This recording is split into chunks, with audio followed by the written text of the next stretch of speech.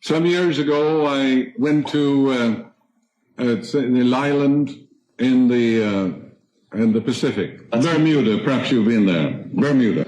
I met a man who was 100 years old. He ate everything on the table. He smoked 2 packages of cigarettes a day, drank a pint of whiskey every day, and he loved the women. What's wrong with that? I asked him the secret of longevity. Well, he said, it's very simple. He said, I have no grudges, no peeves, no resentment, no hatred. Every time, he said, when I open my eyes in the morning, I say, this is the day the Lord hath made. Rejoice and be glad in it. Biblical. Then he said, I say for about 10 or 15 minutes every morning, the rejuvenating, revitalizing power of God Almighty flows through me like a golden river, vitalizing, transforming every atom of my being, so that every atom of my being dances to the rhythm of the eternal God. He found the secret of life. The secret of life is joy, inner peace, the invisible ingredient. In the National Geographic magazine, a worldwide magazine, there was an article some years ago by a professor from Harvard, a medical doctor, a distinguished scientist on nutrition. He went to the Hunza territory near Nepal, in the south of Russia. He found people 110, 135, and some 150 years of age. They all sit around the table, they drink vodka, all kinds of wonderful food, but he said their diet is contrary to all the laws of hygiene or diet that we know of in the Western world. They don't seem to know anything about the calories that we have established. He cites the story of one woman, 135 years old. She's smoking all the time. He said, how many cigarettes do you smoke? 2 packages a day, she said. And then she had vodka for breakfast. And he said they had tumblers of wine for every meal.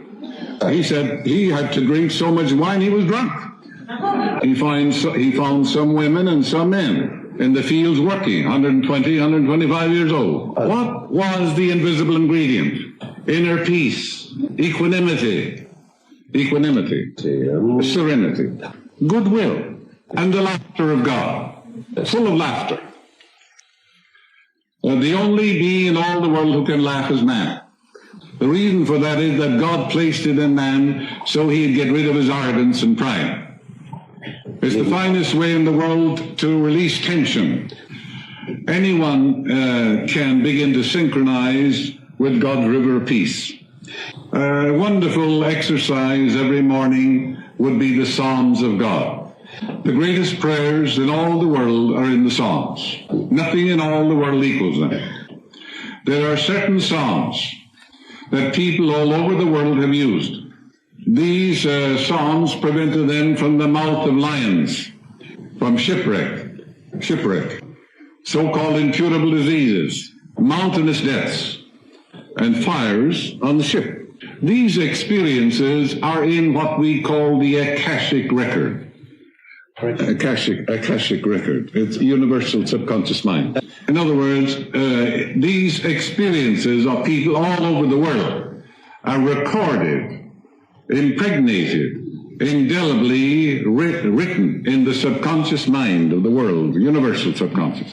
You know, it is written, there is nothing lost in all my holy mountain. Therefore, when you use these Psalms with reverence and adoration, with veneration for things divine, you're tapping the same experience that these people had. And people are protected in miraculous ways. It's far better, of course, to know the inner meaning. But even if you don't, you'll get marvelous results nevertheless. Here are the Psalms that you should use. 23rd, 27th, the 1st Psalm, the 91st, the 100th Psalm, and the 39th Psalm. And the 37th Psalm, everybody needs it. And you'll find wonders happening in your life. I talked to a woman who was jaded and bored and frustrated. Did you ever hear a person say, I'm bored to death? That person is looking down on others. When When you look down on others, you're looking down on yourself. You're demeaning and demoting yourself from all angles. Everybody is an epitome of the divine. This woman had pains and aches and conflicts. Where peace is, there is no pain. Where love is, there is no cancer. Peace and pain do not dwell together.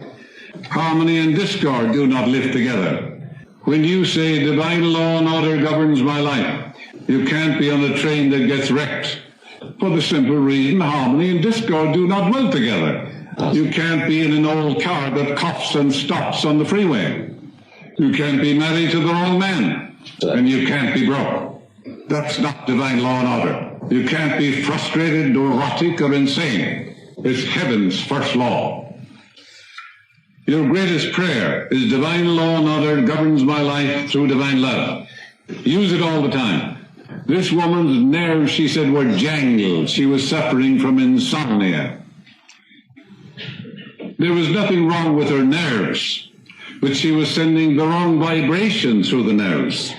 The cure was very simple. She had lots of money, but I said was jaded and bored because she was not expressed.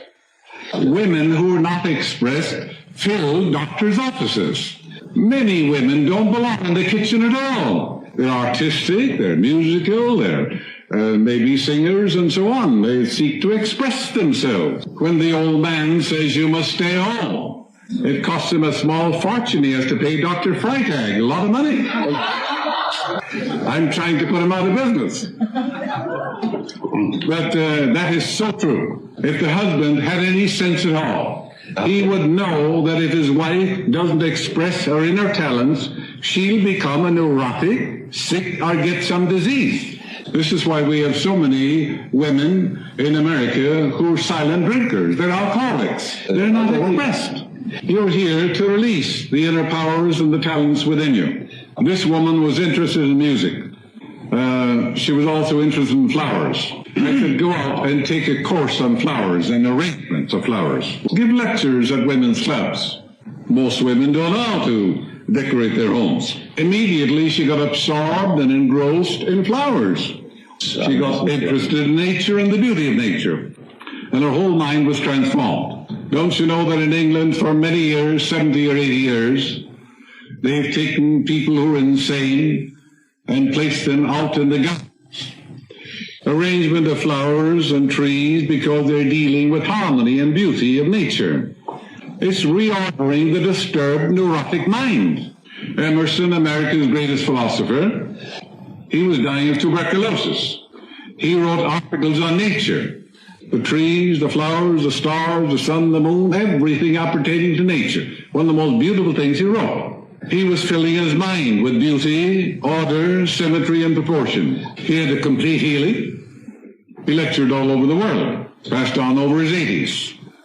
Very simple. Also, they take these patients in the wintertime, and they have them make toys, purses, chairs, and dolls for girls, you know. These people are using a saw, they're using a compass, they're using instruments which bring about order in their mind.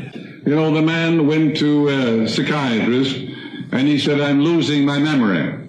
I can't remember anything anymore, he said. What'll I do? The psychiatrist said, you have to pay first.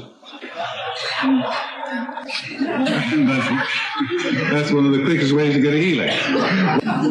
What most people need is forgettery, not memory. They remember everything they shouldn't remember. Old grudges, old peeves, things that happened 50 years ago. Let me point out some weird ideas that people have about healing. Some years ago in New York, a young doctor got into trouble with women and so forth. He ended up in the mental institution. His sister was a Christian Scientist. She used to visit him every day and kept on praying for him. Months went by, nothing happened. She was very, very frustrated, no improvement of any kind, whatever. A young doctor came in, this is quite a number of years ago, and at that time they began to use insulin shock for schizophrenics and paranoids. From 1,000 patients, this young research doctor selected him. He gave him insulin shock. He was completely healed and walked out of the hospital free.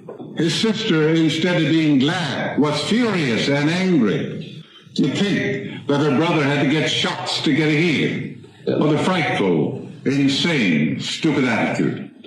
That woman's prayer was answered. Instead of being grateful, she was angry. My ways are past finding out. My ways are past finding out biblical. My ways, God's ways. My ways are not your ways. And as the heavens are above the earth, so are my ways above your ways. So healing came through the doctor. Her prayer was answered. All healing is spiritual. If your bones are broken and you don't get immediate results by prayer, you go to a bone surgeon, don't you? If you can't grow a tooth, go to a dentist. And if a man is bleeding to death on the sidewalk, and you mumble some prayers, and you don't staunch the blood, are you going to let him bleed to death? Don't you know that's murder? It is absolute murder. You would put on a tourniquet and you take him to a hospital, wouldn't you?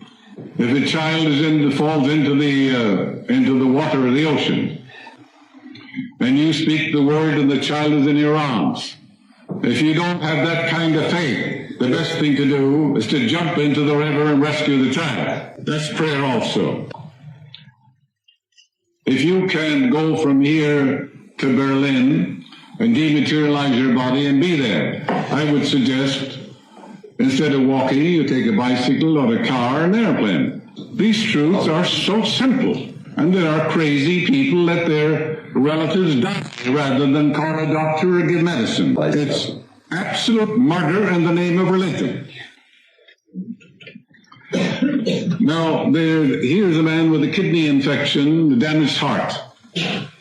Most people don't have damaged hearts, or they have troubled hearts. The heart is the seat of love, emotion. Keep thy heart with all diligence, for out of it are the issues of life. And with all my heart I truly seek thee. The heart, in Hebrew symbolism, they wrote the Bible, it means the subconscious mind. That's all it means. And this is the basis of all religions in the world. Call them what you want. It's in the book of Proverbs. As a man thinketh in his heart, so is he. So does he become. So does he act. So does he experience. So does he express. That's the basis of all religions in the world. When shorn of their wrappings, trappings, superficialities, and externalities. Wrappings, trappings, superficialities, externalities, creed, dogma, tradition. Yeah, in the old liturgies, wafers, wine, all these things mean nothing. It is what you believe in your heart that is made manifest, not what you believe with your lips. To know your religion, I have to know your emotional espousals. What you really believe deep down in your heart about God, life, and the universe. I would have to know your fears and superstitions, because whatever is impressed in the subconscious mind must come forth on the screen of space. Screen of space, the world, objective world. That's when a man knows that, he has some education. It's not what you think with your head, it's what you think in your heart. Ideas emotionalized, put on wheels, impressed in your deeper mind, good or bad, are made manifest. That's the only religion in the world. Whatever ideas, emotionalized, felt as true. These are the things that are made manifest in their experience. In other words, man is belief expressed. It is done unto you as you believe. The law of life is the law of belief. That's the whole law. To believe is to live in the state of being it. It's made of two words, be and alive. Be alive. Believe. To be alive to something. The law of life is the law of belief. I can believe. To believe something is to accept it as true. It may be an absolute lie.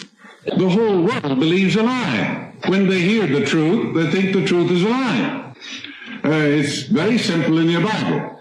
It's done unto you the way you believe. What should you believe in? In the guidance of God. in the love of God, in the harmony of God, in the abundance of God, in the goodness of God and the land of the living, and in the abundant, joyous life. The only thing you ever experience in this life is what you believe subconsciously. For what is impressed is expressed. That's right.